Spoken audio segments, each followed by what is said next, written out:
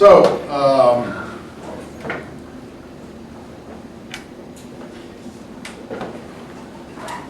Amos. We're in chapter 6. So basically, you see what the message is here. Hate evil, love good, but the attack is on the north. A very small pro forma. We haven't heard anything bad about the south, hardly at all. Just a little bit. For instance, no, there is nothing, but it's all in the north. Look at chapter 6 now. He does say something about Zion for the first time. Woe to those ensconced in Zion, and those who feel safe on the mountain of Samaria. Samaria is in the north, and Zion is in the south. So this may not be totally consistent, and there may be some revising that was done over the years on this as it was passed down. So I don't know. Look, make a journey all these places to Calneh, Hamath, Gath, and Philistine, and the varnets you're going to see lying on ivory beds. Again, the picture of richness, sprawling on their couches, dining on lambs, fattened veal, singing loudly to the sound of the harp. And look, they invent new instruments of music like David. Again, already in the 750s, he knows David is a musician. So he knows the Bible more or less the way we know it. So it sounds to me like most of the stories are already widely circulating. So these people who say it was all written in Babylon in the captivity in the 400 or 500 period, well, maybe they put it in its final form, editing, but I'm sure that these traditions had already been written down. So he knows most of them, takes them for granted. Drinking wine by the bowl, using the finest oil for anointing. But look, Joseph, the ruin of Joseph, they don't care at all. So again, Joseph, Jacob, house of Israel, all these are symbols.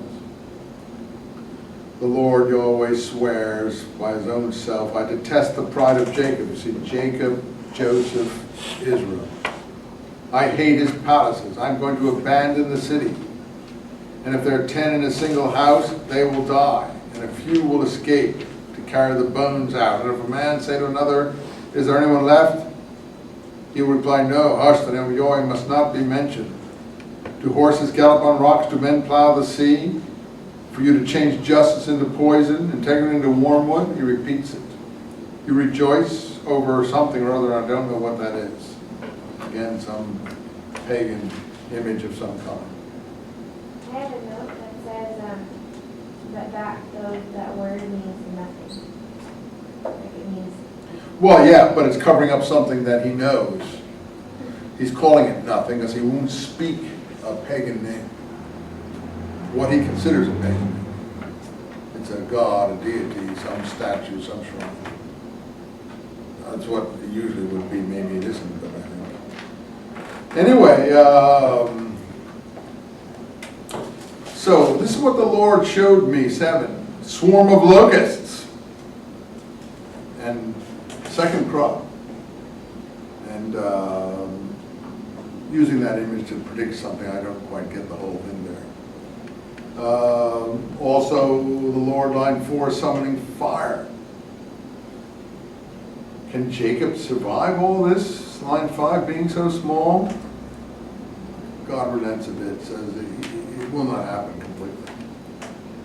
Then the Lord says to a man standing by a wall, line 7, what do you see? Or, pardon me, there had a plumb line in the sand. What do you see, Amos? A plumb line. Then the Lord says, look, I'm going to measure my people Israel by the plumb line. No longer will I overlook their offenses. The high places of Isaac are going to be ruined. The sanctuaries of Israel destroyed. I will attack the house of Jeroboam. There it is. Jeroboam is the first northern king who split away from the south. The southern king was called Rehoboam. So there it is, it's the house of Jeroboam in the north. And then suddenly, bam, in the middle of it, some historical material, just like in the Isaiah thing that we saw. Here it is. Amaziah, priest of Bethel, then sent word to Jeroboam, king of Israel, telling him as follows: Amos is plotting against you in the heart of the house of Israel. The country can't tolerate what he keeps saying. Okay, so you see, they don't like the prophets, the ruling class, any more than most people like bad news. For this is what he said: Jeroboam is going to die by the sword. Israel is going to go into exile far from its country. So Amaziah said to Amos, go away, seer. Go back to the land of Judah. Earn your bread there. This is the royal sanctuary of the north, the national temple. You see, there you go. It's all in a nutshell what I've been telling you. I think that's totally accurate. I just picture him saying that. This is why I don't consider this mythology, because it rings true. That's what I would say. The only way you can intuit is say, if something sounds true, the way things happen. I can just picture this priest saying, what are you doing here? Go away, you know. Go back, earn your bread where you belong. Why are you bothering us? This is the royal sanctuary of the north. Go home where you belong. Get back to the land of Judah, earn your bread there, prophesy there. We don't want any more prophesying in Bethel. This is the national temple. And Amos replies, I was no prophet. I did not belong to any brotherhoods of prophets. Apparently there were brotherhoods of groups of prophets. Amos replied to him and said, I was a shepherd and looked after sycamore trees. But it was Yahweh who took me from herding the flock, and Yahweh said, go prophesy to my people Israel. So listen to the word of the Lord, and this is what he said. Do not prophesy against Israel. Utter no oracles against the house of Isaac. Very well, this is what you're saying. This is what I'm saying. The Lord says this: your wife will be forced to go on the streets, your sons and daughters will fall by the sword, your land will be parceled out by the measuring lot, you will die on an unclean soil, and Israel will go into exile far from a distance from its own land. Now he's talking about the north. He's not talking about the south. So he takes all these images and uses them. Hosea is going to do the same thing. Though Hosea is, I think, a northern prophet. He's going to do the same thing. He's going to talk about his wife, who he considers to be a loose woman, a fornicating prophet, prostitute sort of person. And he's going to use that as the image for the house of Israel, how his wife behaves. Really pretty effective imagery. And this is what the Lord Yahweh said, line 8. A basket of fruit. What do you see, Amos? I see ripe fruit. And Yahweh said, my people Israel is ripe for destruction. I will no longer overlook its offenses. I will no longer, the Palestine girls will wail instead of singing. It's the Lord Yahweh who speaks. So many will be dead, all thrown down everywhere. Hush. This sounds like it's written by someone who actually saw these things happen. Could be a little retrospective. Listen, you people who do you ever read literature like this? I think this is quite incredible. I must say, I have to tell you that. I mean, I've been scathing about a lot of things, and it doesn't matter what I think, but just telling a person what I think. To me, this is amazing that somebody thought these things back then, put them down in such an eloquent way. And that's what I think the greatness of the Bible is. And all the other stuff which it's embedded in is, really amazing that all that was conserved anyway. But then to have this all on top of that, and see the personality of this person. He's angry. You can feel his anger. You people that trample on the needy and try to suppress the poor of the country, and ask when the new moon will come so you can sell our corn and Sabbath so you can market our wheat. Then by lowering the bushel and raising the shekel and swindling and tampering with the scales, you buy the poor for money. Oh, they're all a bunch of scum, cheaters, economic crimes. Very powerful. Maybe I'm wrong. That's what I think. And the needy for a pair of sandals, and you get a price even for sweeping of the wheat. Yahweh swears by the pride of Jacob, I will not forget a single thing you have done. Is this not the reason for earthquakes and its inhabitants mourning and all heaving like the Nile and subsiding? Like there's been earthquakes, obviously. He said it was 2 years after the earthquake. That day, as the Lord Yahweh speaks, I will make the sun go down at noon and darken the earth in broad daylight eclipse. This was taken, of course, and put in the New Testament picture of Jesus here. I'm going to turn your feasts into funerals, and I'm going to singing into lamentation. I'm going to have loins and sackcloth and hair shaved, and mourning will be like for an only son, and will last like a day of bitterness. See, the days are coming, the Lord speaks, when I bring famine on the country, not of bread, a drought, not of water, but of hearing the word of the Lord. They will stagger from sea to sea, wander from north to east, seeking the word of the Lord and failing to find it.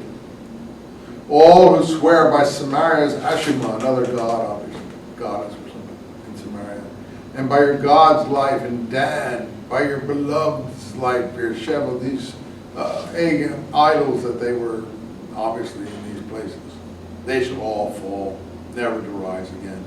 I saw the Lord, chapter 9, standing at the side of the altar. Strike the capitals, he said, and let the roof tumble down.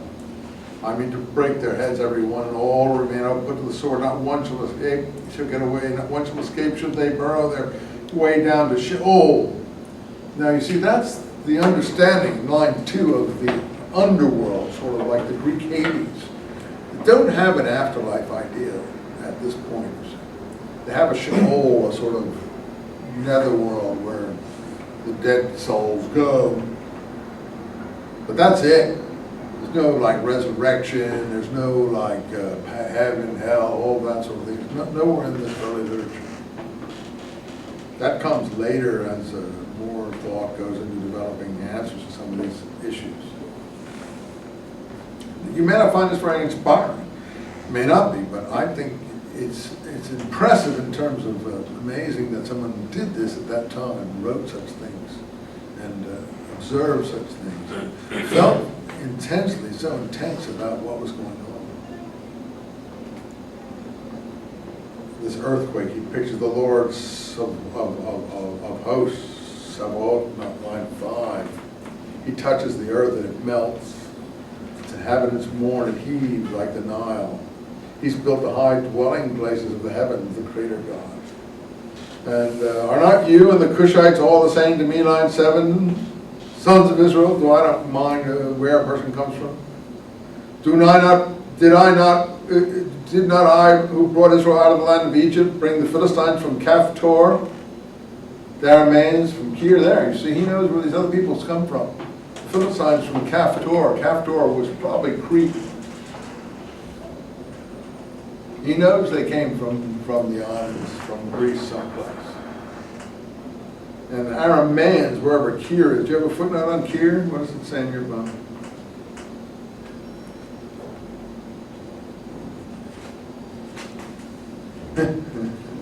Seafoot. It says an unidentified place, possibly in the vicinity of Elam. That helped us a lot, didn't it? I would think it's somewhere in Asia Minor or someplace up there, like where the Armenians or Armenians, somewhere up there. Yeah, it says from which the Arameans are. Yeah, well, it says from the Arameans are from there. So, yet I'm going to destroy the house of Jacob completely. You see, he doesn't say the house of Judah is going to be destroyed. And he doesn't mean by house of Jacob, house of Judah, because he knows the north is going to be destroyed somehow, or he's written it afterwards, retrospectively. I don't know how he knows this. And Judah is not destroyed. I mean, you know, we call the Israelites Jews now, because the Israelites were destroyed. The Jews did so. Yes, I'm going to destroy the house of Jacob completely. Line 8 is Yahweh who speaks, for now I will issue orders and shake the house of Israel. And he means Israel and Jacob are the same among the nations. There's going to be an exile, like a sieve, and not one pebble will fall to the ground. The sinners will perish. I wish that were the truth, if that's the way it was. Now, my dear Cheryl, this is a whole chapter. On that day I will re-erect the fallen tent or tabernacle of David. And that's the whole thing in the Damascus document, taking this and in fact it's mentioned in the book of Acts when James speaks at the Jerusalem Council. He uses this passage to, clearly it's a messianic passage. Now the prophets you see are pro-David, pro-Zion, pro-Jerusalem. They're against everything else except righteousness, but they are pro-David, pro-Zion, and pro-Jerusalem. I will re-erect the fallen tent of David and make good the gaps and restore its ruins, rebuild it as it was in the days of old. So even in his day, the Davidic monarchy is no more. That's why the New Testament has Jesus as the son of David, because of this kind of literature 700 years earlier. It's like saying that today we're going to honor someone who was a descendant of Dante. That's what you're doing, in effect, when you're using this literature to talk about the Second Temple period.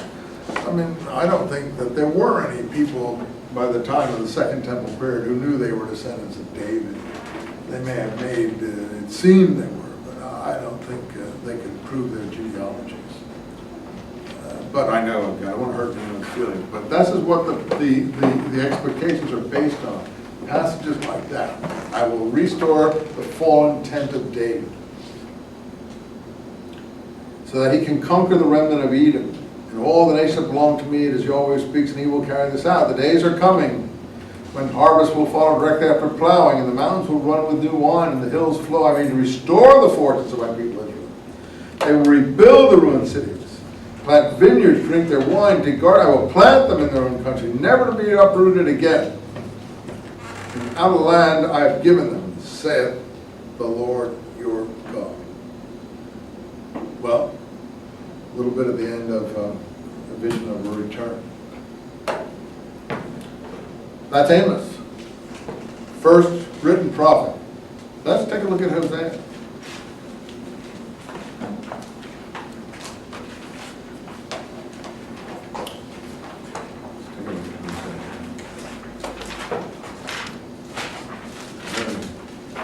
Hosea isn't a lot different, a little bit longer.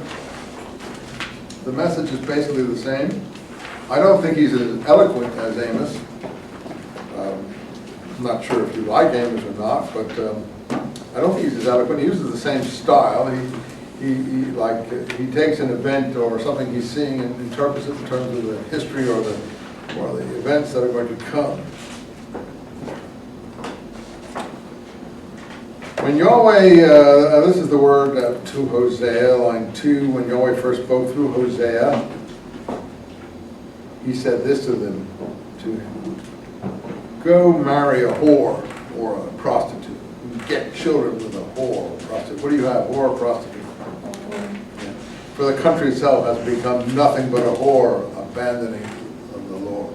So again, this image of like John the Baptist is presenting Christian scripture 700 years later, repent, basically.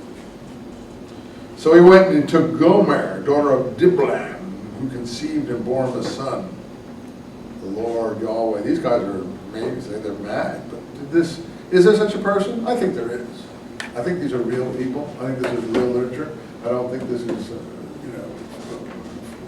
forged, if you want to call it that way, or written retrospectively. These are, to my mind, authentic writings. I may be wrong. Yeah, I'm sure you never thought you'd hear me say that. Name him Jezreel, That's what it takes. You have to be critical of everything. Do you find something that stands up to your evaluation of what's authentic? This is, to my mind, authentic. I may be wrong. Name him Jezreel, he always said. For it will not be long before I take the house of Jehud and pay for the bloodshed at Jezreel. Apparently Jehu was a king, and it says in my footnote he massacred the descendants of Omri there, the previous king. But Jehu is a big hero too, because if you look at the Book of Kings and Chronicles, he does a lot of righteous things, and he's killed tragically, I forget, the battle with the Egyptians, I think, but he's a very good warrior, and he is very righteous in most ways, so it's surprising to see Hosea condemn him here. and I put an end to the sovereignty of the house of Israel. When that day comes, I will break Israel's bow in the valley of Jezreel. Now, the valley of Jezreel is where this place Megiddo is. I have a footnote about that, which is in other language called Armageddon. Megiddo is a town in Jezreel. The Jezreel Valley is the valley in between Galilee and Israel, or Galilee. So here's Israel. So here's that. Here's Jerusalem, Shechem, Samaria. Then here's Galilee. And this is the Jezreel. It's a valley and a little town. Here's Megiddo. Had something in the newspaper the other day about Megiddo. They found a Christian church there in a prison yard. The prisoners were digging in the yard, and they came upon a mosaic on the ground. It was clearly a Christian church that they had found right in this prison yard. In this Megiddo place. It wasn't a Palestinian prisoners. I think it was Jewish prisoners who were there for, just normal crimes, not, terrorist type crimes. She conceived a second time, my prostitute wife, and gave birth to a daughter. Name her Unloved. You always say, is that what you have, Unloved? No? Lo-Ruma. Huh? I have Lo-Ruma. Lo-Ruma. No, well, okay, Unloved is a translation of that. There's no mercy. No mercy if you prefer, no more love or mercy if you prefer, shall the house of Israel have from me in the future.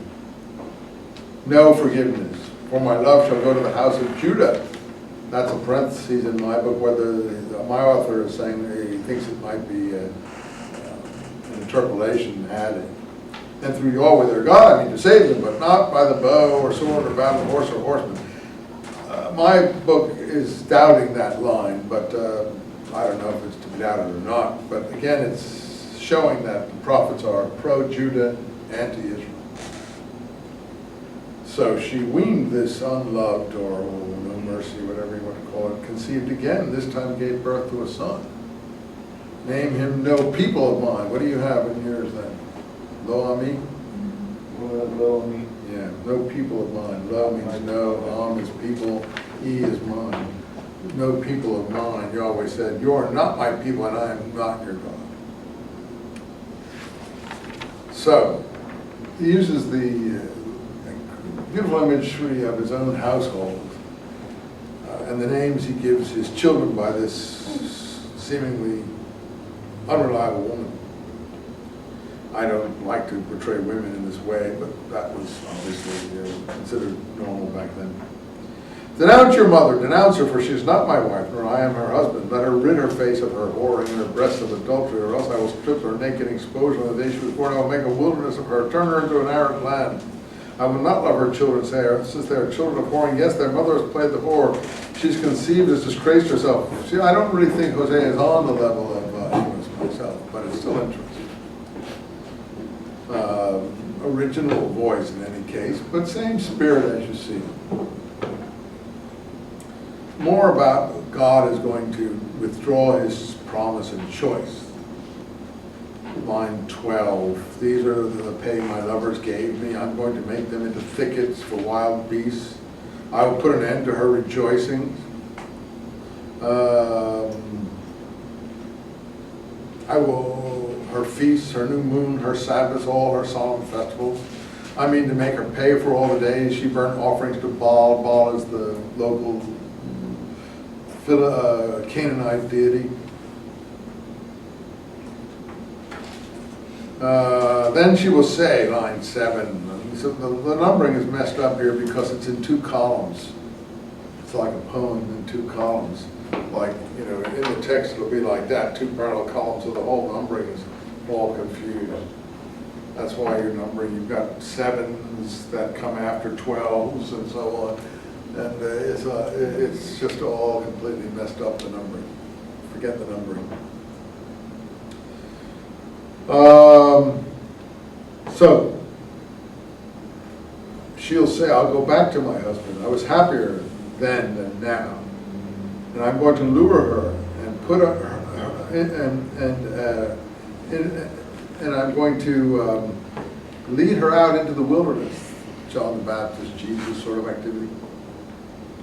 I'm going to give her back to her vineyards, the valley of Hor, a gateway of hope, and she will respond as she did when she was young, when she came out of the land of Egypt. So this is the whole image of the people. When there were better days, like in the days of the Revolution, not now under George Bush, you see, 200 years later or 500 years later. But again, does he know the legend, the story of the Exodus? Yeah, he does. When that day comes, it's Yahweh who speaks again, very much like Amos. She will call me my husband. She will not call me Baal. I will take the names of the Baals, the local gods, off her lips. When that day comes, I make a treaty on her behalf with the wild animals, and so on and so forth. This is some lovely imagery here. And let her sleep secure. I will betroth you to myself forever. Again, just like Amos, with integrity and justice. What do you have? Line, I don't know what line it is. I have 19 on that line. What line do you call that? Righteousness and justice. Yeah, righteousness and justice. Integrity. Same kind of thing. Tenderness and love. Faithfulness. And you will come to know Yahweh. And that day it is Yahweh who speaks. The heavens will have their answer from me. The earth, the grain, the wine, the oil, they will all flow. Jezreel, her answer. I will sow him in the country. I will love unloved. I will say to no people of mine, you are my people. And he will answer, you are my God. So pretty poetic, right? Nothing to quarrel with. You don't, it's not somebody did it or didn't happen. Did someone write this? Yeah, I think someone would. Okay, Yahweh says in chapter 3, go a second time. Give your love to a woman loved by her husband. Put an adulteress in spite of it. Just as Yahweh gives his love to the sons of Israel, that they turn to other gods and love their offerings, cakes, or whatever. So I brought for 15 silver shekels and a bushel and a half of barley, and told her to keep herself quietly for me, not playing the whore or offering herself to others, and I'll do the same for you. For the sons of Israel will be kept for many days without a king, without a leader, without sacrifice, sacred stone, without ephod, teraphim. These are the things in the temple. Afterward, the sons of Israel will come back. They will seek Yahweh their God and David their king. They will come trembling to Yahweh, come for his good things in the days to come. Again, pro-Davidic. Now this sounds to me like it's after, written later. This sounds less authentic than Amos. Now how do you know? It just sounds like it's a later look back some of it. Not all of it. And the number of the sons of Israel will be like the sand of the sea, which cannot be measured. In place where they were told, you are no people of mine, you will be called the sons of the living God. You have that? 2:1, 2:2. You will be the sons of the living God. 2, well, I don't know. It's all messed up. No, I don't know. 3 is, they put 3 ahead of 2 in my Bible. In any case, you will be the sons of the living God. The sons of Judah and Israel will be one again and choose themselves one single leader. And to your brother say, people of mine, your sister beloved. Probably this should go back before 3. My Bible's out of Mine is in chapter 1. Yours is in chapter 1, yeah. I don't know what this guy's done here. Well, it's Catholic Bible, Protestant Bible, who knows? In any case, we get the picture, right? You see that there's a... He's looking forward to a more unified time. And notice the sonship is plural, not a one-man son deal. You will be sons, but sort of like symbolic sonship, if you want to call it that. Because you're perfectly righteous, you become a son or a daughter of God or whatever. More of the same imagery. Listen to the word of Yahweh, chapter 4. There's no fidelity, no tenderness, no knowledge of God, perjury, lie, slander, theft, countries in mourning, adultery, violence, murder. Even the wild animals and the birds of heaven, the fish of the sea themselves are perishing. Sounds like today, huh? Yeah. There's no man to denounce, to rebuke. So here we get, just like Amos, it's you, priest, that I denounce. You're the one misleading the people, day and night. You, prophet, stumbling the ruin of your people. My people perish for want of knowledge. And I reject you from the priesthood. You have forgotten the teaching of your God. So again, more social justice themes. With a poetic overtone. They're greedy for iniquity. I will make them pay for their conduct. I will pay them out of their deeds. They will eat but never be satisfied. 4:12. Wine, new moon, new wine addles the wits. My people consult blocks of wood. These are diviners. A rod answers their questions. A prostituting spirit leads them astray. They renounce God to play the whore. This is what they do. They offer sacrifice on the mountaintops. They burn their offerings on the hills, under oaks, poplars, terebinths. It very overlaps Amos a lot, as you see, I think. They're going on the hilltops to these more nature sort of gods. More like the Greek gods on the hilltops here. Daughters prostitute themselves. Everyone's wandering off with whores, offering sacrifice with sacred prostitutes. Thus a senseless people is ruined. And then finally 15. Judah is mentioned a little bit. Though you, Israel, play the whore, there's no need for Judah to sin too. You see a little bit of just a little slap on the wrists for Judah. Mostly, and if you don't know that Israel and Judah are different, you wouldn't pick this up. Mostly directed against the north. So again, the same thing as Amos. Do not go to Gilgal, do not go to Beth Aven. I don't sometimes wonder if you don't have some overlap here. Well, you do have some overlap. Oh, my friend is mentioned. Look at line 17. Ephraim is wedded to idols. So now that's a fourth name. So now we have Ephraim, Israel, Joseph, and Jacob, all synonyms for the north.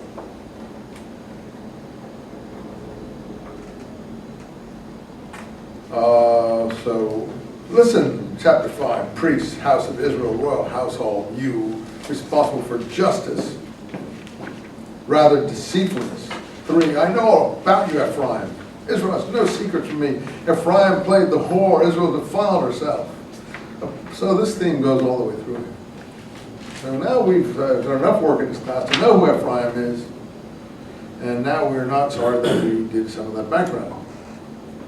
The iniquity of Ephraim knocks him down, and down comes Judah with him. You see, now he isn't distinguishing as thoroughly between north and south as Amos did. We have this, but you see, it isn't Birkat-Aven. Here it's Beth-Aven. Line 8, Beth-Aven, I think, is clearly Bethel, but he doesn't want to call Bethel because he doesn't think there's a God there, and therefore he's not going to call it house of God. He's going to call it house of stone, house of nothing. Call Benjamin, Ephraim shall be laid waste. I pronounce certain doom in the tribes of Israel. The leaders of Judah are men who displace the boundary marker. That's in the Dead Sea Scrolls too. I mean to pour my anger out on them in a flood. Ephraim is an oppressor, he tramples justice, so said he is on the pursuit of nothingness. So this one is against both to some extent. It's hard to follow. It's not as clearly delineated. That's why I don't think it's quite as authentic as Amos. It seems like it's been worked over by more than one person, so the message is not as clear and consistent, but it's there. You know what I missed somewhere? I don't know where it was that there was. They blow kisses to calves, and oh, there it is.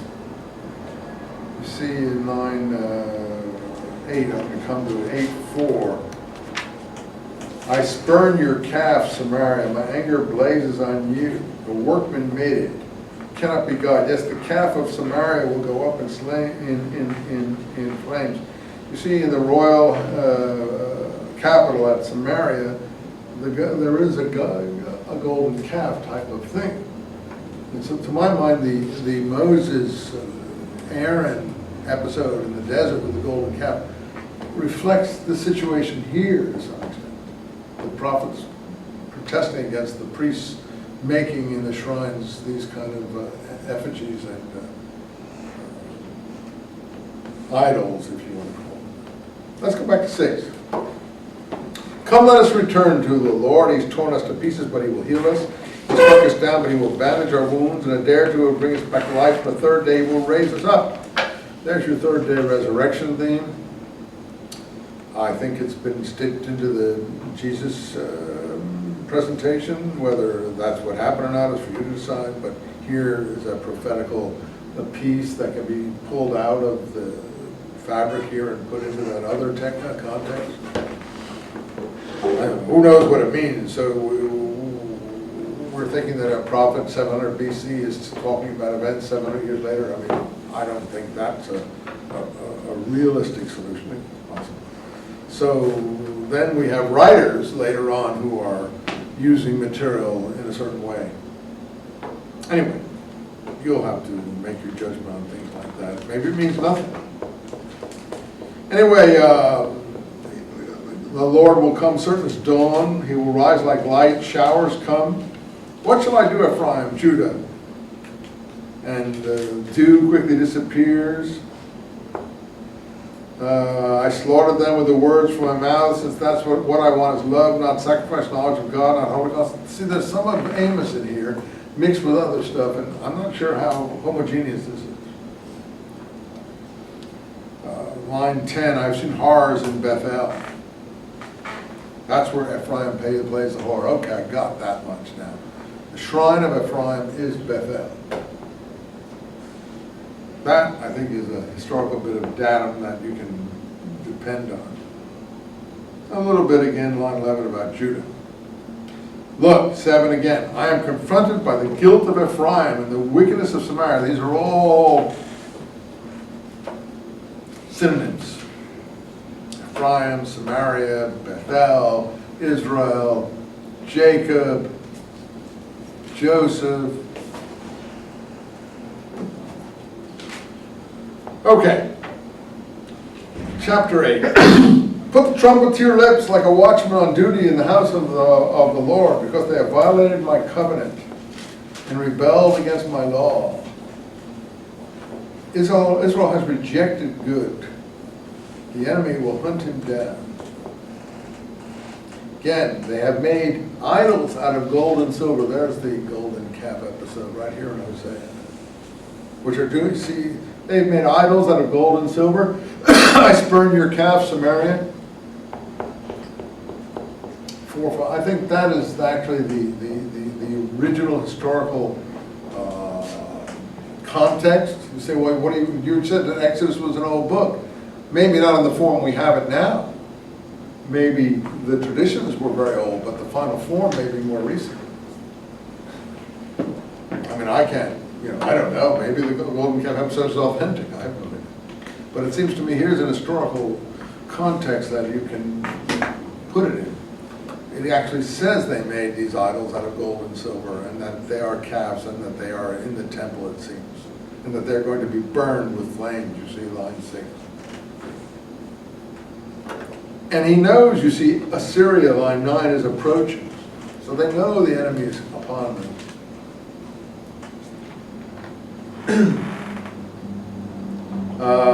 Ephraim is renting lovers, right, line 10. Let them rent from among the nations. I'm going to disperse them. They will soon put a stop to their anointing kings, leaders. Ephraim has built altar after altar. Were I to write out 1,000 precepts of the law for him, they would be paid no more attention than those of a stranger. They love sacrificing, right, let them sacrifice. They love meat, right, let them eat it. Yahweh takes no pleasure in these. He is not now going to remember their iniquity and punish their sins. They will have to go back to Egypt. Again, this is very much like Amos, and it's hard to say that it's like a watered-down version of Amos. I'm not even sure it's separate. Chapter 9 continues that theme, playing the whore on the threshing floors of chapter 1, on line 1. They will no longer live in the land of Yahweh. Ephraim will have to go back to Egypt, and in Assyria they will eat food that is unclean. They will pour libations of wine to Yahweh no longer. 9:7. No, the days of reckoning are coming. The days of reprisals are here. The prophet is mad, Israel says. This crazy fellow is raving. Again, like the priest says to Amos, shut up, go back to where you came from. Ah, yes, but because their sin is so great, so is their apostasy so great. Ephraim watches the prophet's tent, traps are set for him on his pathways. So again, all this about Ephraim is strong in Hosea. He mentions Ephraim more than Amos does. 11, the glory of Ephraim will fly away like a bird. Gilgal, you see, is a shrine still, even though Gilead is gone. So Gilgal is on this side of the Jordan. It is a shrine. Line 15, wickedness appeared in full at Gilgal. So one of the traditions is that's where Joshua had his camp, and there were stones there, and so on. 17, more about dispersion. God will cast them off. They will be wanderers through the nations. You see, it isn't just in Samaria that this calf is. Look at here, 10:5. The inhabitants of Samaria are trembling for the calf at Beit Aven. Beit Aven is definitely Bethel. So that means there is a golden calf in the temple at Bethel. That's what that means. So to my mind, the attack on the golden calf episode in the Exodus book is an attack on the religious practices of the northern kingdom to some extent. Not totally, but to some extent. Let's go back here.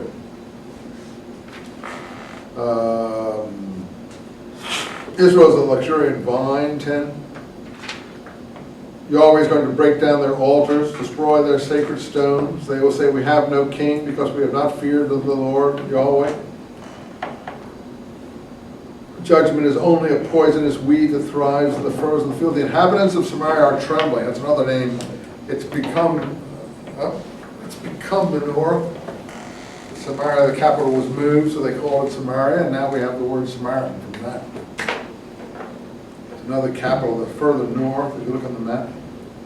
The calf at Beit Aven, that's definitely Bethel. Yes, it's people worn. It's so-called priests bewail of glory. Now this has vanished. The calf itself should be carried off to Assyria. It looks like maybe this has even happened. Maybe that was part of the plunder the Assyrians took, like the Romans took the candelabra to Rome. A tribute to the great king. Ephraim will reap shame. Israel blush for this idol. Samaria has had her day. A king is like straw drifting in water. Some of this is probably really historical.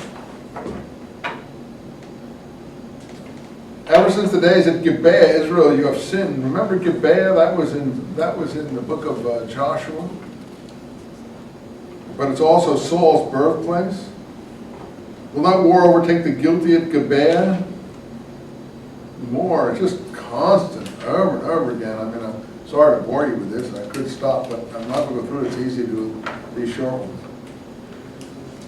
Ephraim, line 11, is a well-trained heifer. Ephraim, Ephraim, Ephraim, Ephraim.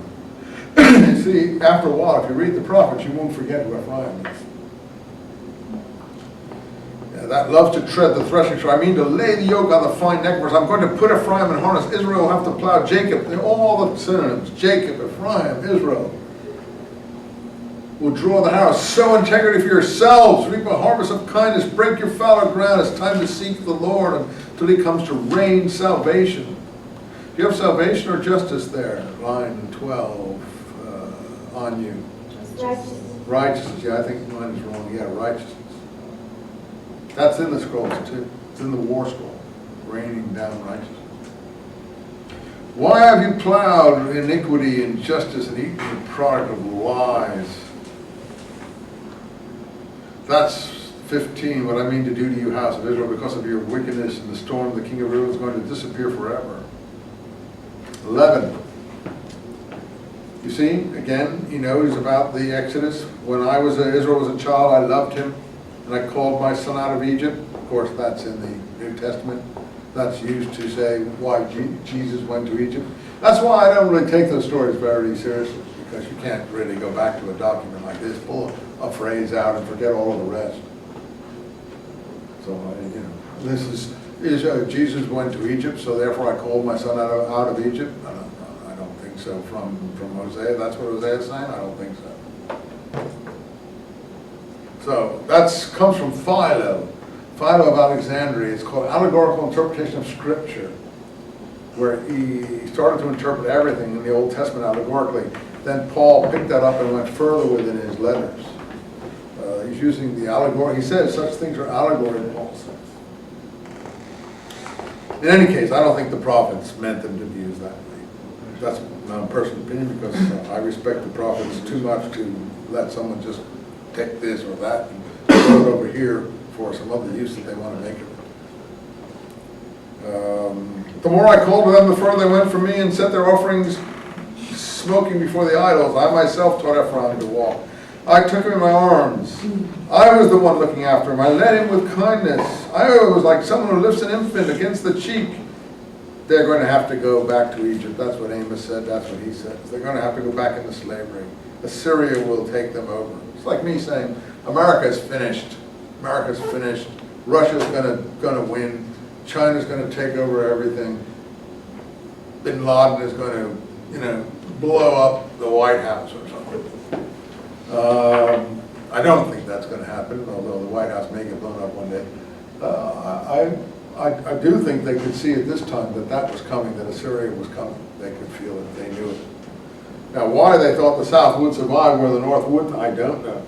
But you see, it's in here. Now, this is written after the fact, which is possible, or it's just they know it's coming. Okay, 12. More. Is this guy angry about Ephraim? I mean, is he beating anyone else over the head? Ephraim, Ephraim, Ephraim, Ephraim. That's why I emphasized Ephraim. I like Ephraim personally. Joshua was the hero of Ephraim. I don't get all worked up about poor Ephraim, what they were doing there, any more than I get worked up about what people do in Newport Beach. I mean, it's not something that I can control, and that I feel has to be, everyone has to die because of it and so on. But the prophet took things very seriously, and Ephraim is the butt of their accusations. I have a question. Go ahead. He keeps associating the north with the golden calf, but doesn't it say earlier that Joshua was the only one that didn't have anything to do with the That's a golden good point. calf? Yeah, good point. Yeah, but the priesthood of the north is the ones betraying. Okay, The priesthood, Aaron is the priest. okay. Now, priests are everywhere, and they're in the temple. I'm sure they're making Aaronite claims in the temple in the north as well as the south. So it isn't, the priests everywhere are making Aaronite claims, descendants of Aaron. So it's the priests that are, yeah, that's a good point, very good point. The priests are misleading the people, and maybe the Moses story is saying, yes, but our real hero wouldn't have done that. But wasn't it after the Davidic monarchy when it split, didn't the northern tribes change like holidays and certain traditions and stuff? I don't like think that? so. Because I read that in the Friedman book, that they did. I don't know. They changed like the capital, like instead of being Jerusalem, they made. Yeah, they changed well, yeah, but it was earlier that way. It isn't that they just went back to a previous time. I don't think that they were rebelling. Jerusalem was never the capital. That's a more recent thing than what they did. It just couldn't hold it together. In other words, what they did was they just went back to the old style of living. They didn't like unification under Judah. Yeah. So I don't know what Friedman says. That's Friedman. He's not the God. He's not our God. He just wrote a book. There may be some, but if you, that's the problem. That can mislead you. You have to take the text yourself. Don't listen to Eisenman, Friedman, I don't care who. You relate to it yourself, and it seems to me that the northern tribes didn't like the forced reunification under the Davidic monarchy, and they never recognized the Temple of Jerusalem. The reason we recognize the temple is because Judah survived and they didn't.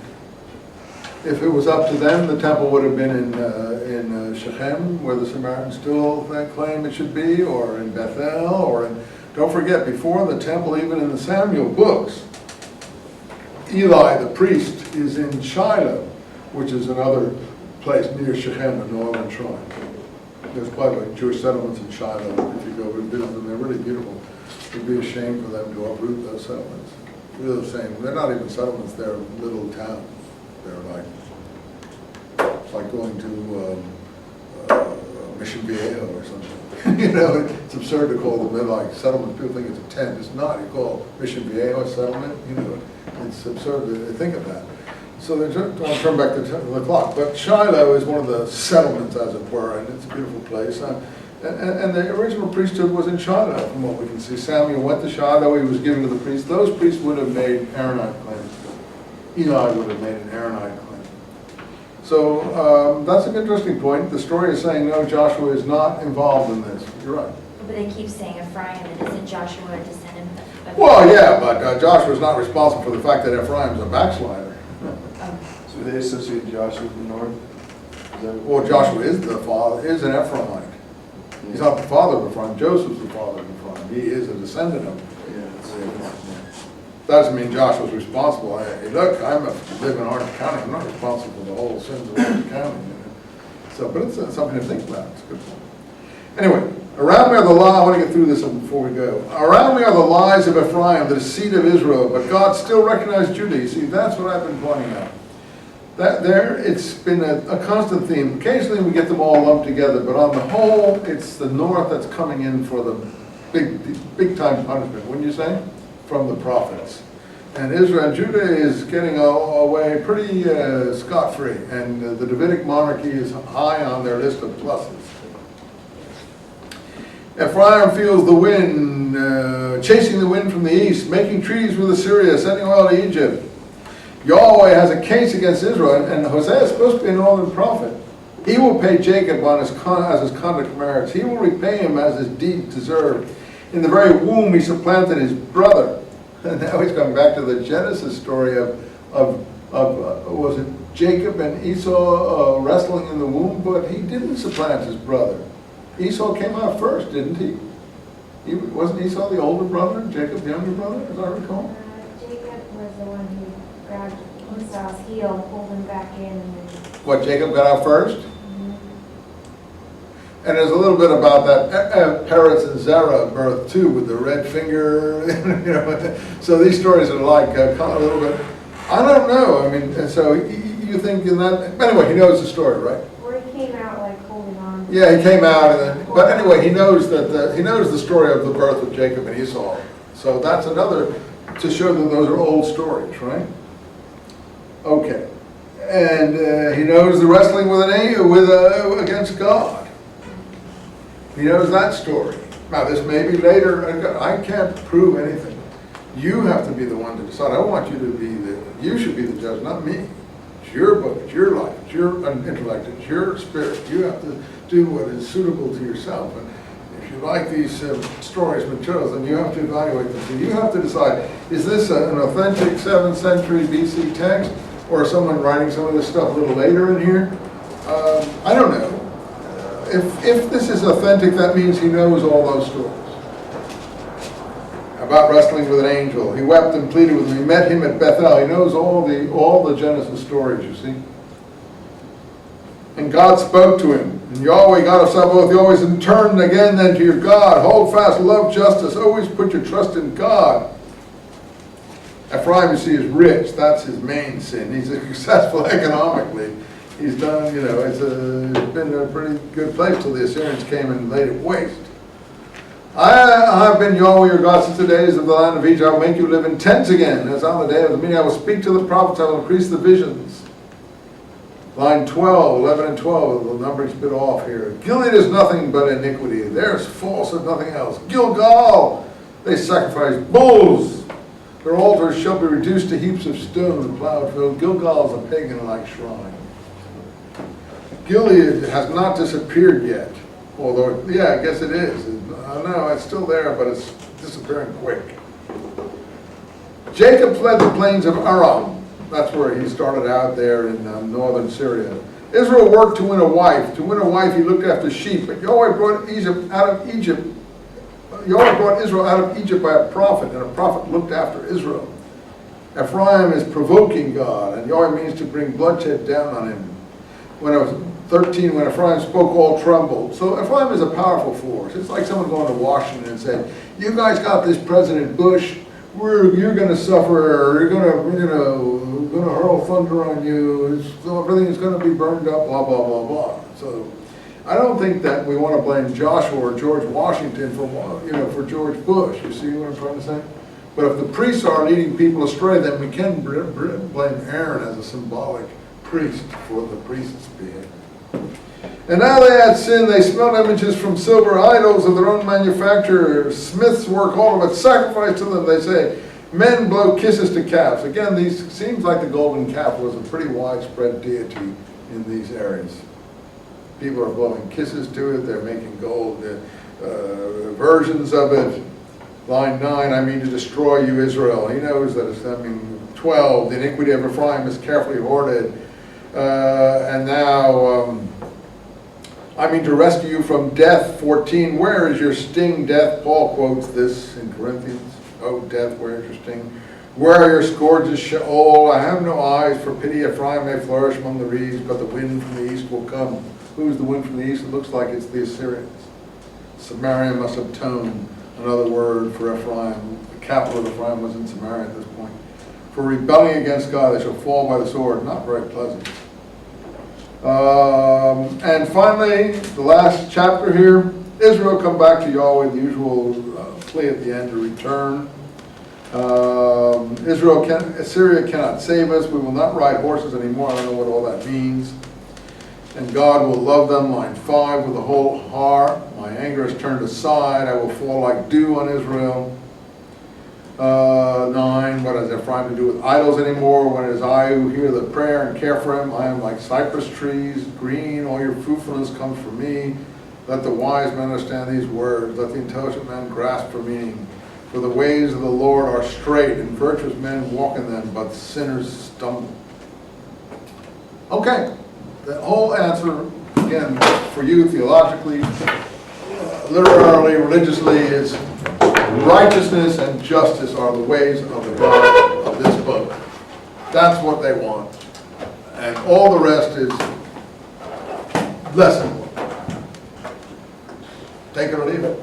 To my mind, and I'll be honest with you, it's the best message I've heard from any religion as far as what I think is good in the world, that is righteousness.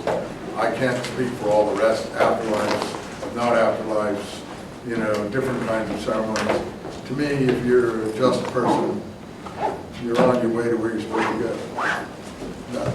That's why I care about this book to some extent. Even though I rip it up. See you guys. Oh, so next week is Thanksgiving? No, 2 weeks. Huh? 2 weeks. 2 weeks? I think we'll be able to take Thanksgiving off. Because I think we're going to get into next week, we'll do Isaiah. And then that leaves us, how many weeks after Thanksgiving do we have? 3. We have 3. Wow, we've really gone fast. Are we doing Micah next week? Yeah, Mike is nothing though. He's so easy. It goes by in about 10 minutes. So we'll do Isaiah, and we will take Thanksgiving off then. Turn this off? Yeah, turn it. We'll take Thanksgiving.